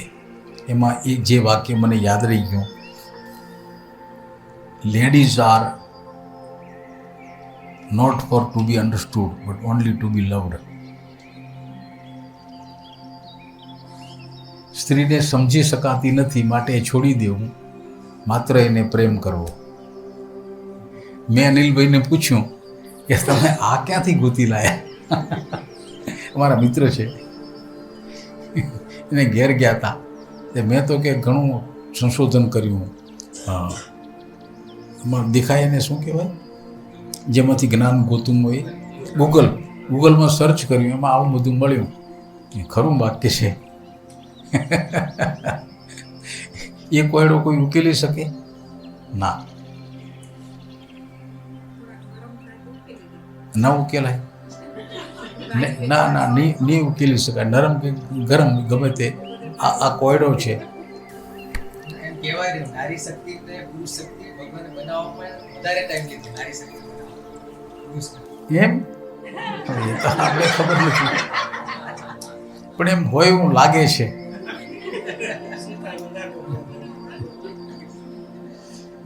પુરુષ કરતાં નારીમાં શક્તિ વધારે હોય છે, એ વાત નક્કી. બાળકને જન્મ દેવો હોય જેવી રીતે એવી વાત નથી. એ પુરુષના ભાગમાં આવ્યું હોત તો. દુનિયામાં વૈચારિક ક્રાંતિ આવે છે, એ આવી નાની નાની સભાઓમાં ચર્ચા થાય છે. એમાંથી ઘણી વૈચારિક ક્રાંતિ આવી છે, ઘણી, અને જે આવશે રોકી નહીં શકાય. પણ એનું માધ્યમ છે આવી બિલકુલ નિર્દોષ ચર્ચા થઈ શકે. આવા શૈલેષ રજૂ કરતા હતા કાલે કે પરમ દિવસે. એ આખો નવો ખ્યાલ છે. એ નવા ખ્યાલનું બોક્સ લઈને આપણા ડોહા ડેડામાં વાત કરો. કેનો છોરો હે? એની સામે શૈલેષ, એની સામે આમાં દેલવાડાનું કોઈ છો? તમારા ગામની વાત, દેલવાડા કંપાની મંદિર જૂનું જ છે ને જી. એ મંદિર ક્યારે બન્યો? સંવત 2012માં ત્યારે બન્યું છે. પછી ફેરફાર નહીં કર્યો હોય તો.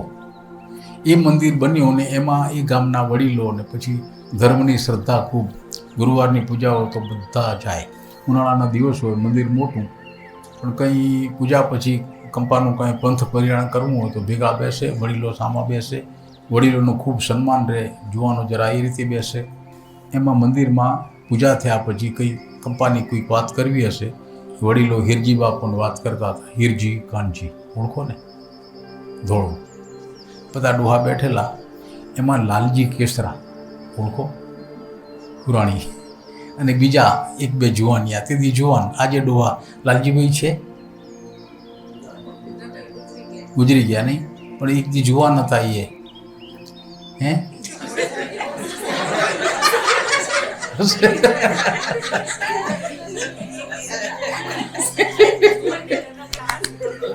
હે હા, જુવાન, બિલકુલ જુવાન. આવા જુવાન જરાક બારીઓ નીચી છે, મોટી બારીઓ છે, એમાં બારીના ભાગમાં પછી પૂજા પતી એટલે ઊંચે એમ કે ઊંચે બેઠા અને ટોપીઓ જરા ઉતારી નાખી. ઉનાળાનો દિવસ, પંખા હોય નહીં, ગરમી થાય. ટોપી ઉતરી એ હિરજી બાપુ જોઈ ગયા. આજના સમયે આ શૈલેષે જે કાલ પરમ દિવસ વાત કરી તે એ વાતાવરણ, એ વખતનું વાતાવરણ, એનો સંવાદ કહું તમને. લાજે ટોપી ઉતારીને 2-3 છોકરા જુવાનિયા બેઠા બારીમાં, છેટે દેખાય એ હિરજી બાપુ એનો જરા એવો હાથ એ કયો જો બેઠો છોલ્યો. અને લાલજી બાપુ કે હણોહણ નીચે બેહીને ટોપી પહેરી લીધી. લાલજી કેસરા, એ વાતાવરણ, એ માનસિકતા, એમાં શૈલેષ જેવી વાત કરવા ત્યાં ઊભો થાય તો વાય થાય ને ડોહા. એટલે અને એવી અંદર લાગણીનો આવેગ અનુભવે. પણ કેટલાક માણસો કુદરતી રીતે અંદરથી એવા મક્કમ જન્મે છે. મક્કમ, એને આંખમાં કદી આંસુ ના આવે, કદી નહીં. આપણને તરત આંસુ આવે. હવે આપણે અહીંયા જેટલા પુરુષો છે, બહેનોને બાદ કરતા જેટલા પુરુષો છે બધા એક સરખા એમાં નથી. કોઈકને આંસુ આવે, કોઈને ના આવે, કોઈને ખૂબ મહેનત પછી આવે, કોઈને બિલકુલ ના આવે. અમારો પુત્ર ત્યાં ઓસ્ટ્રેલિયા છે, વિનોદ, એને કદી આંસુ ના આવે. હા, ભાવ બધા વ્યક્ત કરે પણ આંસુ નહીં. એના જીવનમાં એ ઘટના બની, એનો થોડોક રેકોર્ડિંગ ફોટો મોકલ્યો હતો. ઘટના એવી બની, એની મમ્મીનું અવસાન થયું. પછી એ સમાચાર જેવા ગયા તો અહીંયાથી રાત્રે મેસેજ કર્યો છે, સવારના એને મેસેજ ખોલ્યો હશે અને આટલા જ સમાચાર વાંચ્યા. અને એની ચેતનાને ઓળખો ને, ચેતના કહે છે કે જે માણસ એક રડી પડ્યો છે, આહા, જિંદગીમાં કદી રડ્યો નહીં, આટલો રડ્યો, પછી શાંત થઈ ગયો. એવા માણસો હોય છે કે ભેગું રડી લીધું એને. 1 કલાક સુધી રડ્યો, 1 કલાક. અમે તો નહોતા ત્યાં, પણ ત્યાંથી સમાચાર આવવા આવ્યા અને પાછી ડાબલો બંધ થઈ ગયો. અહીંયા હમણાં આવ્યો તો એ જ મિજાજ શું થાય. છાનો માનો આંખમાં આંસુ હારી લેતો હશે કદાચ, પણ આંખમાં આંસુ દેખીએ નહીં. મક્કમતાની વાત છે ને, એ બધાને નથી હોતી. તને છે ને, પાણો બાણો ખહેડી દેશું. આ જ્યારે આ ભૂમિમાં એવો પ્રતાપ છે, બધાય લેવલમાં આવી જાય, બધાય આ એ લેવલમાં આવી જાય. અને અમે ઘણાને લેવલમાં લઈએ આવ્યા. હવે ક્યારેક ક્યારેક આવે, દીકરીનો જન્મ થયો ને પછી ક્યારેક ક્યારેક આવે એટલે થોડું મુલાયમ થયું. આવવું જોઈએ, જરૂરી છે. ચાલો, ભગવાન, સમય જાય છે, તમે કોઈ વિષય લઈએ. હા ભગવાન, હે હા, સંકલ્પ લેવડાવો એમ. સંકલ્પ લેવો છે. હા હા હા, પહેલાં એ જાણીએ કે સંકલ્પ શું છે. થોડીક આજે વાત થઈ સવારના કે પોતાના જીવનમાં ઘટતા બનાવોમાં કોઈ વાર ક્રોધ આવે, એ નુકસાન કરે, અને ક્રોધી માણસ શાંત પડે એટલે જરા પસ્તાવો થાય કે આવું થયું, એનું નુકસાન જુએ અને જરા મનમાં એને ડંખ લાગે એટલે શાંત થઈને પછી નિર્ણય કરે, સંકલ્પ કરે, આજથી સંકલ્પ કરું છું કે કદી ક્રોધ નહીં કરું. આવો સંકલ્પ કરે. જે સંકલ્પ એ જરા મજબૂત વિચાર છે, પણ છે વિચાર જ, પણ એ સંકલ્પ માર્યા ફરે. 24 કલાકમાં પેલો રાક્ષસ ફરી પાછો આવે. સંકલ્પ ક્યાં ગયા? પાછો બીજે દી ગરમ થાય, ઠંડો થાય, વળી નવો સંકલ્પ કરે. તો આવો સંકલ્પ તૂટી કેમ જાય છે? એ નિર્ણય ટકતો કેમ નથી? આવો સંકલ્પ કરે બરાબર દ્રઢ મનથી, શાંત ચિત્તથી, આજથી સંકલ્પ કરું છું, બિલકુલ પ્રમાણિકતાથી, નિષ્ઠાથી આજથી સંકલ્પ કરું છું કે આજથી હવે કદી ક્રોધ નહીં કરું. તો એ તૂટવાનું કારણ શું? આટલી બધી સિન્સિયરિટીથી સંકલ્પ લીધો, એનું કારણ જાણીએ. એ માણસના જીવનની રમત એના કોન્શિયસ માઇન્ડ એટલે ચેતન મનમાં ચાલે છે. આખા જીવનની રમત છે એ ચલાવવાનું કેન્દ્ર છે આપણું જાગૃત મન, કોન્શિયસ માઇન્ડ. પણ એ તો કુલ મનનો માત્ર 10મો ભાગ છે. 9 ભાગ જે કદી સક્રિય આપણે જોયા નથી, માણસને ખબર નથી, એ છે અનકોન્શિયસ માઇન્ડ, અચેતન મન. આ અચેતન મન એટલું બધું શક્તિશાળી છે ને આગલા અનેક જન્મોના સંસ્કાર એમાં પડેલા છે. આગલા અનેક જન્મોના સંસ્કાર તમને આંખમાં આંસુ નથી આવતા, એક એના કારણે એ અનકોન્શિયસ માઇન્ડમાં છે. કોઈને ઘણા આંસુ આવે છે, એના કારણ પણ એ અનકોન્શિયસ માઇન્ડમાં છે. પણ એ મન કદી બોલતું નથી, પ્રગટ નથી થતું, એકદમ અચેતન એટલે અચેતન. એ મન, એની આકૃતિ દોરીને સમજાવું તમને. એ મન મનુષ્યના સાધારણ જીવનમાં કોઈ ભાગ નથી ભજવતું. માનસશાસ્ત્રીઓ અને એના પહેલાં યોગી પુરુષો એને આ રહસ્યને શોધી કાઢ્યું અને એના અનુભવથી જગતને એવું જ્ઞાન આપ્યું કે જે ચેતન મન કામ કરે છે એ તો 10% છે. બાકીનું 90% જે મન છે એ શાંત પડી રહ્યું છે, અચેતન મન છે. એ અચેતન મન કાંઈ કરતું નથી. એને જો કોઈ જગાડી શકે, જગાડીને એને જે કોઈ સંકલ્પ આપી શકે તો એ સંકલ્પ 100% સફળ થાય. અને અચેતન મને સફળ કરે ને કરે જ, એક દી નિષ્ફળ ન જાય. તો સંકલ્પ અચેતન મનને સોંપવો છે. તો જરા ચિત્ર પહેલું સમજી લઈએ. મન, સમજી લો કે માણસની પાસે આવું આખું મન છે. કુલ 10% થઈ કુલ 100%. એમાં માણસ માત્ર આ મન એ ચેતન મન છે, કુલ મનનો 10મો ભાગ. એનાથી નીચલો આખો 90% ભાગ આ છે અચેતન મન, બિલકુલ અચેતન. અંગ્રેજી શબ્દ કોન્શિયસ, જરા એનો અર્થ સમજાશે તો અચેતનનો અર્થ સમજાશે. બેભાન, અનકોન્શિયસ, બેભાન. આવું આખું મન, એમાં 10% મન આપણી જિંદગીમાં, માણસની જિંદગીમાં કામ કરે છે. એમાંથી ઘડમથલ, સંકલ્પ વિકલ્પ, આછા પાતળા વિચારની આદાન પ્રદાનની દુનિયા આ 10% મનથી થયા કરે. આખું જીવન એના જ વપરાશથી ચાલ્યા કરે. એ સાધારણ આપણને ખબર નથી. પણ યોગી પુરુષો અને આજના આધુનિક માનસશાસ્ત્રીઓ એને આ મનને જોયું. માનસશાસ્ત્રીઓએ પ્રત્યક્ષ ના જોયું, યોગીઓએ પ્રત્યક્ષ જોયું, એની ખૂબી ખામી જોઈ. આજે અચેતન મન છે એ મનને કોઈ રીતે સંકલ્પનો વિચાર આપી શકાય. જેમ કે એવો વિચાર, હું સંકલ્પ કરું છું કે હું કદી ક્રોધ નહીં કરું, હું સદા આનંદમાં રહીશ. આવો સંકલ્પ કરે અને એ અચેતન મનને સંભળાવી દે, અચેતન મનમાં પ્રવેશી જાય એ સંદેશો, તો ત્યાર પછી એ વ્યક્તિના જીવનમાં કદાપી ક્રોધ ના આવે.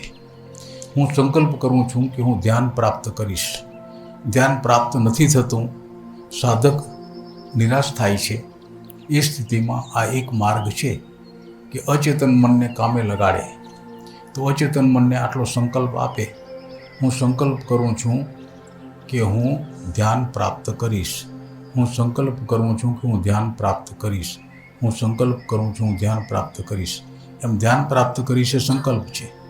એવો તમે બીજો કોઈ સંકલ્પ લઈ શકો. હું સંકલ્પ કરું છું કે 5 કરોડ રૂપિયા મેળવીશ, તો એ કરે. હા, તમે જે આપો એ સંકલ્પ સિદ્ધ કરે અચેતન મન. પણ અચેતન મનને આ સંકલ્પ પહોંચાડવો કેમ? તો યોગી પુરુષોએ એની પદ્ધતિ શોધી કાઢી, અને પદ્ધતિ શ્વાસની સાથે સંકળાયેલી છે. જ્યારે વ્યક્તિ અતિ મૂંઝારો અનુભવે એ વખતે અચાનક ઘણા નિર્ણય આવે છે. માણસ માનસિક કોઈ મૂંઝારો અનુભવે, કોઈ પ્રશ્નનો ઉકેલ જ ના આવતો હોય કેમ નહીં, અને આમ માથું પકડીને માણસ બેસી જાય, ત્યાર પછી એની માનસિક સ્થિતિની અસર કદાચ અચેતન મનને થતી હશે. તો એવી સ્થિતિમાં ઘણા બધા અણઉકેલા પ્રશ્નોના જવાબ મળી જાય છે, અને બધા અચેતન મનમાંથી આવે છે. એમ જ આવે, પણ એવો મૂંઝારો આવે તો એ મૂંઝારાની સ્થિતિ ઊભી કરી શકાય શ્વાસથી. શી રીતે કરવાનું? આપણા અચેતન મનને સંકલ્પ આપવો છે, જે સંકલ્પ એનું પરિણામ આવે એ રીતે. તો 2 રીત છે, અને બંને રીત કરવી પડે. એક રીત છે શ્વાસ ભરીને નાક પકડી લો. પહેલાં હું બતાવું, પછી વાત.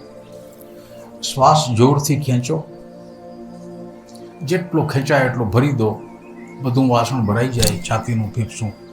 અને ત્યાર પછી એકદમ નાક પકડી દો, અને મોઢું ખુલેને ધ્યાન રાખો. એમ થશે તો થોડીક વાર તો સહજ આપણે નાક પકડી શકીએ, પણ પછી થોડી વાર એને મૂંઝારો થશે, થાય ને? એ મૂંઝારો વધવા દેવાનો, નાક છોડવાનું નહીં. અને જેમ જેમ નાક પકડીને મૂંઝારો વધતો જશે એમ તડફડાટ વધશે. મૂંઝારો અને તડફડાટ, તો એ નાક નહીં છોડવાનું. એ મૂંઝારો અને તડફડાટ વધે, એ મર્યા ત્યાં સુધી મૂંઝારો પહોંચે. એ સ્થિતિમાં અચેતન મનનો દ્વાર ખુલે છે, અને બરાબર એવે ટાણે પેલું વાક્ય, એનું રટણ, માનસિક રટણ ચાલુ રાખવું.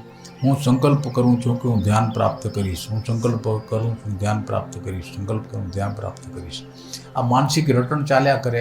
નાક પકડો એ પહેલાંથી, શ્વાસ ભરો એની સાથે સંકલ્પને પણ ભરો. હું સંકલ્પ કરું છું કે ધ્યાન પ્રાપ્ત કરીશ, એમ મનમાં રટણ ટેપ ફેરવો. શ્વાસ ભરો, ભરાઈ જાય પૂરો શ્વાસ, નાક પકડો. માણસ તો જીવે છે ને, અંદર માનસિક રીતે તમે બોલી શકશો તો બોલ્યા કરો. એકદમ ગુજારો થાય ત્યાં સુધી નાક છોડશો નહીં. કેમ મેં નહીં છોડવાનું? આપણા હાથમાં છે ને. એક સ્થિતિ હાંસલ કરવી છે, તો હાંસલ સ્થિતિનું નામ છે મૂંઝારો. એવો મૂંઝારો પેદા થાય કે મરી જ જવાશે. અને એ સ્થિતિમાં આ અચેતન મનનો દ્વાર ખુલે છે, અને જે રટણ તમારા માનસમાં ફરે છે એ રટણ, એ શબ્દો, એ ભાવ એમાં પ્રવેશી જશે. આ કામ પ્રવેશાવાનું કામ અંતર્મનમાં અચેતન મનમાં કરવાનું છે. એનો એક માર્ગ છે શ્વાસ ભરીને, બીજો માર્ગ છે શ્વાસ છોડીને. શ્વાસ છોડો,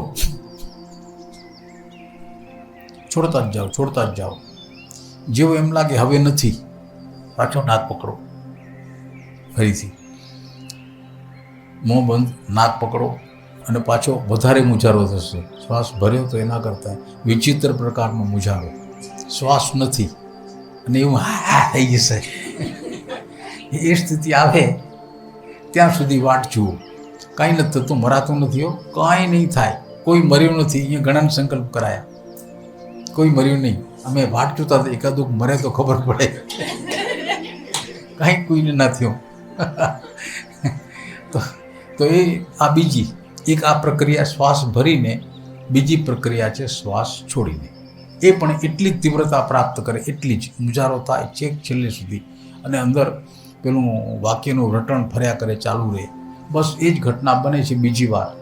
આ અનકોન્શિયસ મનનું દ્વાર ખુલે છે, અને જે રટણ કરો છો એમાં પ્રવેશી જશે. આ અચેતન મનને આ આપણી ઈચ્છા એમાં દાખલ કરવાની છે. એની આ રીત છે શ્વાસ મારફત. આવું કેટલી વાર કરવું? તો એક સાથે 5 વાર. 5 વાર શ્વાસ ભરીને, 5 વાર શ્વાસ છોડીને. ખાલી પેટ હોય ત્યારે સવારના. ના, બે. શ્વાસ ભરીને તરત એમાં થાક લાગશે, ખરેખર થાક લાગશે. શ્વાસ ભરશો અને છોડશો ને ત્યારે થકાશે તો જરાક સહેજ વિશ્રાંતિ લઈને પછી બીજો પ્રયોગ કરો, શ્વાસ છોડ્યા એમાંય થકાશે. જે મૂલાધાર ચક્રમાં ના, એમાં કશું નહીં થાય. થાય તો ધ્યાન નહીં દેવાનું. આપણો હેતુ છે અચેતન મનને જગાડવાનો. એ ધ્યાન ન દેશો, નહીં તો ધ્યાન બીજે જતું. રાખીને જઈએ બોલે સંકલ્પ હા. કરી ભલે ન થાય, જાગે, વાંધો નહીં, પણ આપણું આ જો એ બધું ગળમથલમાં વિચારમાં લેશો તો આ ભૂલી જવાશે, સંકલ્પ ભૂલી જવાશે. આ બે પ્રક્રિયા 5-5 વાર, સવારના 5-5 વાર, સાંજે, અને આવા માત્ર 5 દિવસ, સવારના 5, સાંજે 5 દિવસ. તો એટલા આવર્તનમાં ગમે ત્યારે અચેતન મન ખુલશે. ગમે ત્યારે આટલી તીવ્રતાથી તમે પ્રયોગ કરશો તો ગમે 1, 2, 4 વખત ખુલશે. ભલે રોજ 5 સવારના, 5 સાંજે, 10 અને 5 દિવસ એટલે 50 થયા ને. આ 50ના આવર્તનમાં ગમે ત્યારે 2-4 વખત આંતરમન ખુલશે. એકવાર ખુલે તો પણ ચાલે. એ સંકલ્પ એમાં પ્રવેશવો જોઈએ. આ કામ છે. તો સંકલ્પ હા, ના, સંકલ્પ દોહરાયા કરવાનો. એક જ સંકલ્પ, ઘણા બધા કામ ના આવે, એક જ. હે, એક જ આટલો તો કરી લો. એકવાર એક ટેસ્ટ લઈએ, પોતાની જાત ઉપર આ એક ટેસ્ટ લઈએ. 5 દિવસ આ પ્રયોગ એક જ સંકલ્પને માટે કરીએ. બીજું બધી રડાર હમણાં છોડી દઈએ. એ પછી ભવિષ્યની વાત. એકવાર કરો, 5 દિવસ, 5 સવાર સાંજ કરો લો, ખબર પડે. મોઢા જોઈએ કેમ થાય છે. શ્વાસ ભરો અને મૂંઝાવો, બરાબર મૂંઝાવો. શ્વાસ ભરો, જોરથી ખેંચો.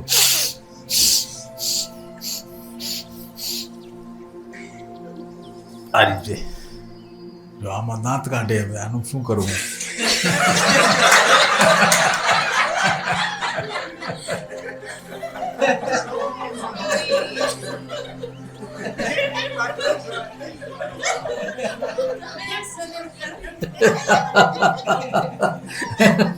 હવે તમે તો જેવું દીઠું એવું કહ્યું, અને પાડો તો ઠોક્યો નથી બા તમને.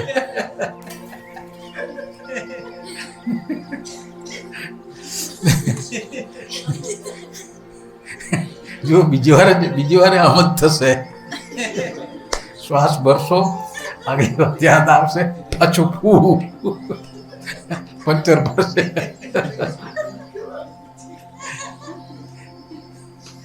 લ્યો, ભરો હવા. શરીરમાં મનની જગ્યા કેટલી? જી, શરીરમાં મનની જગ્યા કેટલી? મન ક્યાં છે? આમ તો આખા શરીરમાં હોય છે, પણ એક યોગી, હું એનું નામ ભૂલી ગયો છું, એને મન અને બુદ્ધિ આ શરીરમાં ક્યાં વસે છે એના યોગ શક્તિની મદદથી શરીરની એને તપાસ કરી. કયો ભાવ ક્યાં વસે છે એના એને ઠેકાણા આપ્યા છે. તો સહસ્ત્રાર ચક્ર છે, એનાથી નીચે એક બાજુ મનનું સ્થાન છે અને બીજી બાજુ બુદ્ધિનું સ્થાન છે. એમ એ યોગી કહે છે, મને ખબર નથી. આ એને શોધેલા ઠેકાણાની વાત છે. યોગી પુરુષો જેને જીવનભર આ જ કામ કર્યું, શરીરની તપાસ કરી, ચક્રોની તપાસ કરી, તો યોગી પુરુષો તો એટલા આગળ વધ્યા કે જેવા અંદર 7 ચક્ર છે ને એવા ઉપર છે અવળા. તમે શું પ્રશ્ન પૂછો છો? મનની જગ્યા કેટલી? હા, તો આમ તો આખા શરીરમાં હોય છે. જેમ ગોળો એક ઠેકાણે પ્રકાશે, ગોળો એ ટ્યુબલાઇટ, પણ અજવાળું તો છેક ત્યાં સુધી જાય. તો ત્યાં સુધી અજવાળાને જતાં એનું મૂળ શોધ્યો તો અહીંયા અવાય. એમ મનની પ્રવૃત્તિ આખા શરીરમાં છે, પણ એનું કેન્દ્ર કોઈ એક ઠેકાણે છે. જુદા જુદા જ્ઞાની પુરુષોએ એ મન, એ બુદ્ધિ, એ ચૈતન્યનો નિવાસ એ અલગ અલગ ઠેકાણા બતાવ્યા.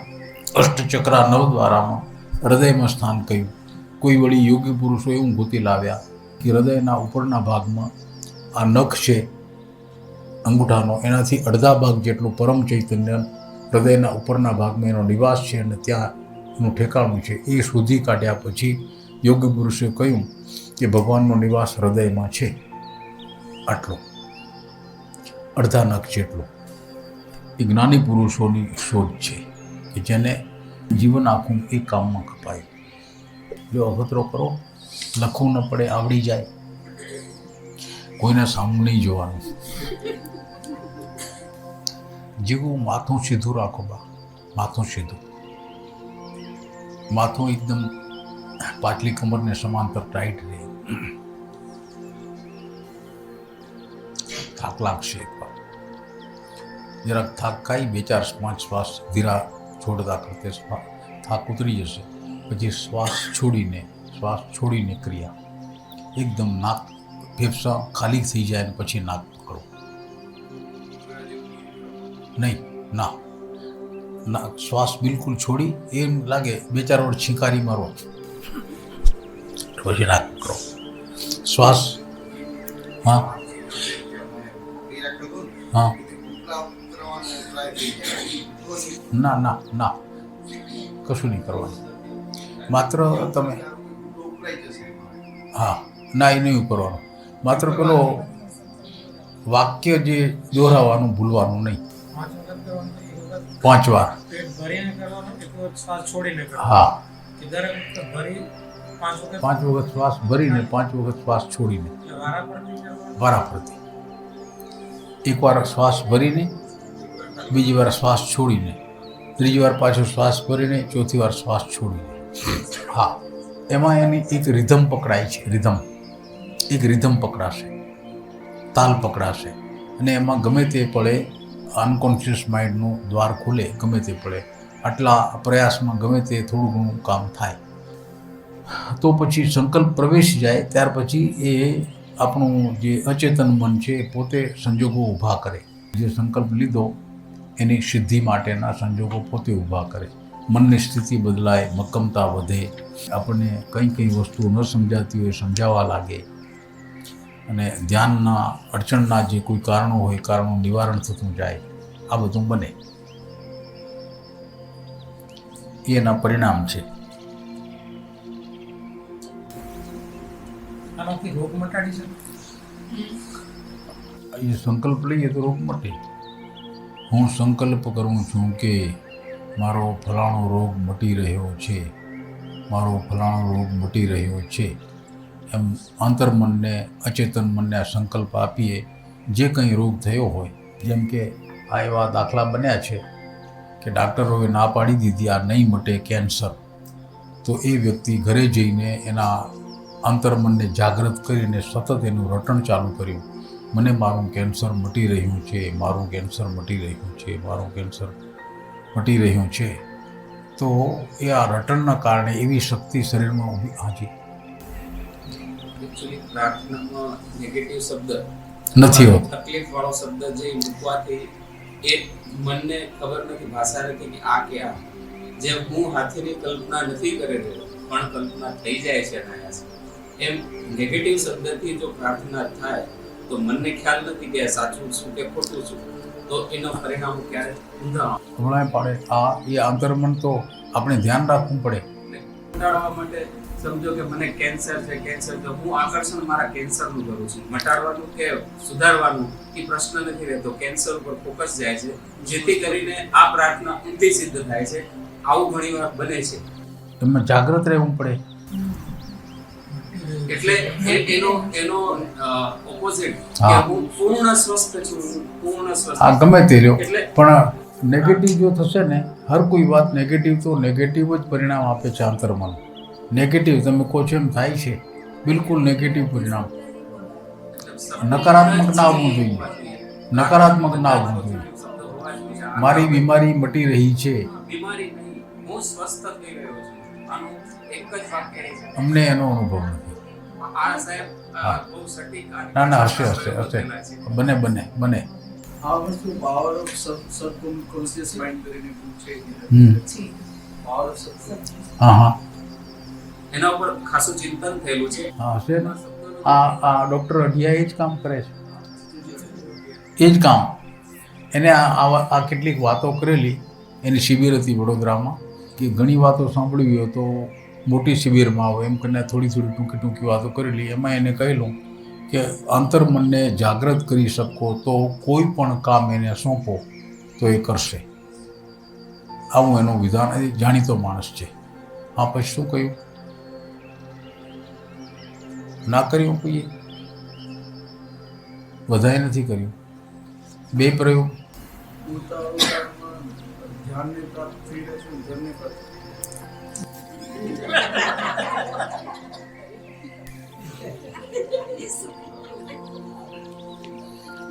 એ તો તમારો જેવો ભાવ, જેવો તમારો જેવો ભાવ, એ આજની શોધ છે. આ રીતે ભાવનાઓની શેરભેળ થવી એ આજની શોધ છે. કારણ કે આપણે એક વિચિત્ર યુગમાં જીવીએ છીએ, ભોગવાદના યુગમાં. એટલે એના વિચારો જરાક ઝબકી જાય તો ભલા આનો ઉપયોગ કર્યો તો આ ન મળે. જ્યારે નિરપેક્ષ જ્ઞાનનો જે યુગ હતો, ઋષિમુનિઓ જેને અધ્યાત્મ, પરમાત્મા, એની શક્તિઓ, એના વિશે બીજી કોઈ વાતની શોધ જ નહોતી, એ લોકોને ધનની પડી નહોતી, એટલે આવો વિષય આવતો નહીં. આથી એના ચિંતનમાં ક્યાંય આ નથી આવતું, ખરેખર નથી આવતું. ત્યાર પછીનો યુગ આવ્યો અને પૈસા ટકાના મહત્ત્વ વધ્યા, એમ કરીને આ વસ્તુઓ દાખલ થઈ. ને આજે તો એની જ ભરમાર છે. આજે તો એના જ નુસ્ખા આવે છે, કેમ કરીને પૈસા વધે. એ ગુનો નથી હો. આપણે ગુનો માનીએ છીએ ને, પૈસા કમાવા એ ગુનો છે, એના ઉપર ચાલશે.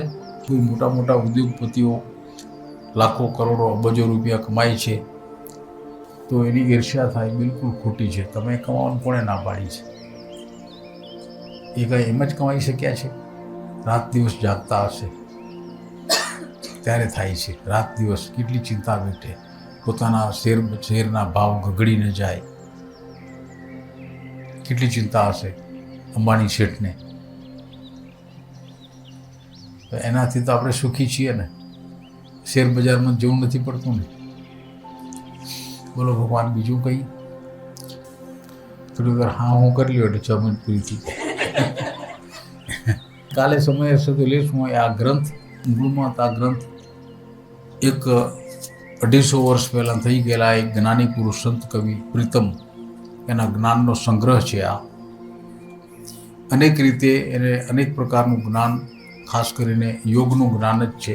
એના પ્રાપ્તિના માર્ગ, સૂક્ષ્મ ચર્ચા, એવું ઘણું બધું મોટે ભાગે પદ્યમાં છે, ગદ્ય નથી, બધું જ પદ્યમાં. એમાં કક્કા, ક, ખ, ગ, ગ એના પહેલાં અક્ષરનો ઉપયોગ કરી એના ઉપરથી 3 લીટીના કાવ્યની રચના કરી છે. અને એમાં બધું તત્વજ્ઞાન છે. જેમ કે એક નમૂનો જોઈએ. ક ઉપર કક્કા કર સદગુરુનો સંગ, હૃદય કમળમાં લાગે રંગ, અંતરમાં અજવાળું થાય, માયા મનથી દૂર પળાય, લિંગ વાસના હોય ભંગ, કક્કા કર સદગુરુનો સંગ. પછી ખ, ખક્કા ખરેખરી છે વાત, તે શ્રી મુખે કહી સાક્ષાત, જ્ઞાની મુનિ જોગી જતી, ગુરુ કૃપા વિના સિદ્ધ્યા નથી, જન્મ મરણની મટશે ગાત, ખક્કા ખરેખરી છે વાત. આવું ઊંડું જ્ઞાન, ખરેખરું તત્વજ્ઞાન, એને બધા કક્કાના જેટલા અક્ષર છે ત્યાં સુધી ઉપયોગ કર્યો છે. બીજા ઘણા ભજન છે. હરિનો માર્ગ છે સુરાનો, નહીં કાયરનું કામ જોને. પાઠ્યપુસ્તકમાં કાવ્ય આવતું ને આપણે ભણતા, એ પ્રીતમનું કાવ્ય છે. આવા ઘણા ગીત ભજનો મોટે ભાગે પ્રીતમ પ્રખ્યાત છે એની સાખીઓ માટે. જુદા જુદા વિષયની સાખીઓ એને લખી છે. બહુ જડબેસ લાભ, ઊંડું જ્ઞાન છે એમાં. સાખીઓ લખવા માટે એને અંગ, દાખલા તરીકે સંતનું અંગ, સદગુરુનું અંગ, આ બધી સાખીઓ છે. સંત હરિગુરુ એક પ્રમાણ, જલ લહેરી દ્રષ્ટાંતે જાણ, પુષ્ય વાસના ન્યારી નહીં, તરુણ તેલ એક જાણો સહી. આ એક સાખી. જરા એના અર્થ જાણવા થોડા કઠણ પડે આપણને, અભ્યાસ નહીં એટલે. આ ભાષા 250 વર્ષ જૂની છે, આજની નથી. પણ પ્રીતમ વધુ પ્રખ્યાત છે એની 12માસીને કારણે. 12 મહિના, કારતકથી આસો સુધી, એના એક મહિનાનો ઉપયોગ કરી અને જીવનનું આખું તત્વજ્ઞાન કારતક મહિનેથી ચાલુ કરી આસો મહિના સુધી એને સમજાયું. અને છેક છેડે પરમની પ્રાપ્તિનું જ્ઞાન છે ત્યાં સુધી એનું ગીત ગાતા ગાતા પ્રીતમ લઈ ગયા. છેલ્લી સાખી કંઈક આવી છે. જાણવું હતું તે જાણ્યું, અવર નથી જાણવું કાંઈ. પછી પરિણામ પોતે પોતામાં ભળ્યો, જેમ દીકરી પૂછતી હતી ને, પોતે પોતામાં ભળ્યો પાલો પાણી માય. આવું એક પરિણામ કે જ્યારે વ્યક્તિ હું કોણ છું એ જાણવા માટે પુરુષાર્થ કરે, સાધના કરે, ધ્યાન કરે, બીજું કંઈ કરે, એમ કરતો કરતો અજ્ઞાનનો પડળ હટાડતો વાસનાઓને સાફ કરતો વિચારોને રદ કરતો જ્યારે મેદાન સાફ કરે ત્યારે છેલ્લે જે તત્વ દેખાય છે એ જુએ, અરે આ તો હું પોતે છું. કોઈ વિચારોના વાસનાના પડદા પાછો હું સંતાયેલો હતો, જ્યાં પ્રગટ થયો એ તો હું પોતે છું. એ વાત સાખીમાં કહી છે પ્રીતમે. જેમ પાલો પાણીમાં પોતે પોતામાં ભળ્યો, જાણવું હતું તે જાણ્યું. મોટા એક સાધનાના કાળમાંથી પસાર થયા પછી માણસને છેલ્લું જાણવા મળે છે.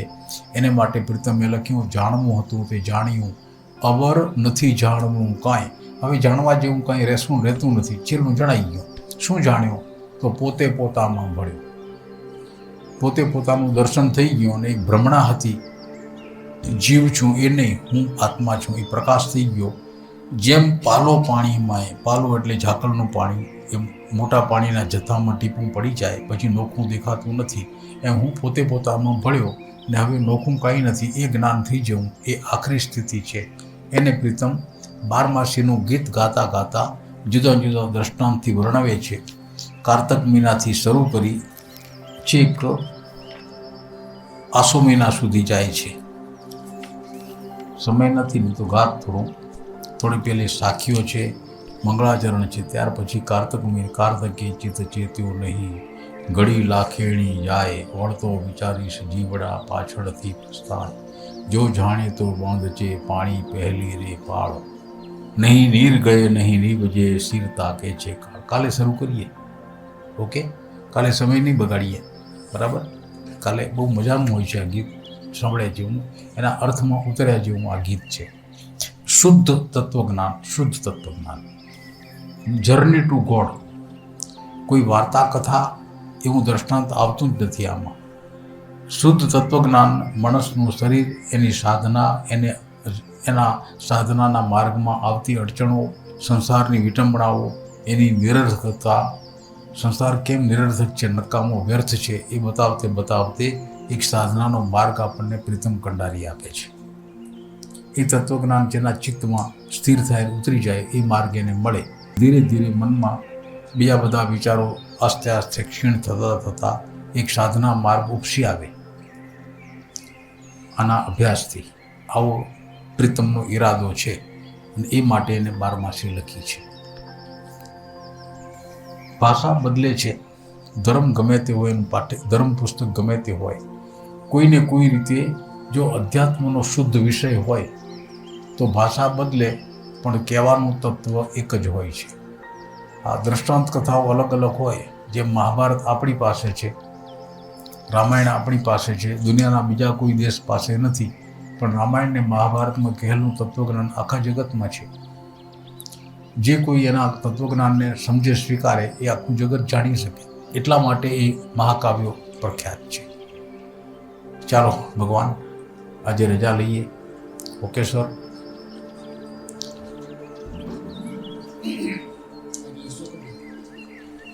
જય ગુરુદેવ.